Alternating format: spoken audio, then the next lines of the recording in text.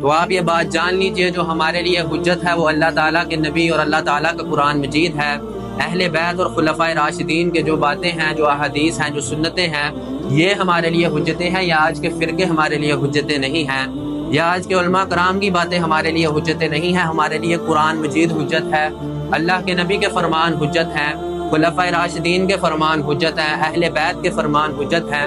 یہ چیزیں ہمارے لیے حجت ہونی چاہیے، لیکن آج کے مسلمان نے ان تمام چیزوں کو چھوڑ کے اپنے باپوں کو، اپنے فرقوں کو، اپنے علماء کرام کو، اپنی ہی کتابوں کو حجت مان لیا اور پھر آپس میں تفرقہ بازی کا شکار ہو گئے۔ یعنی کہ وہ جو اللہ تعالیٰ کے نبی نے فرمایا تھا کہ اگر تم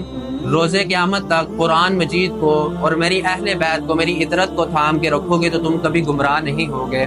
لیکن ہم دیکھتے ہیں کہ امت مسلمہ نے قرآن مجید کو بھی سائڈ پہ رکھ دیا اور اہل بیت کو بھی سائڈ پہ کر دیا اللہ کے نبی کے دنیا کے جانے کے بعد۔ تو پھر ہم نے دیکھا کہ امت ایسے گروہ بندی کا شکار ہوئی کہ آج امت مسلسل تفرقے میں پڑتی جا رہی ہے، ٹوٹ پھوٹ کا شکار ہو رہی ہے، اور جو یہود و نصارہ ہیں وہ مسلمانوں پہ غالب آتے نظر آ رہے ہیں۔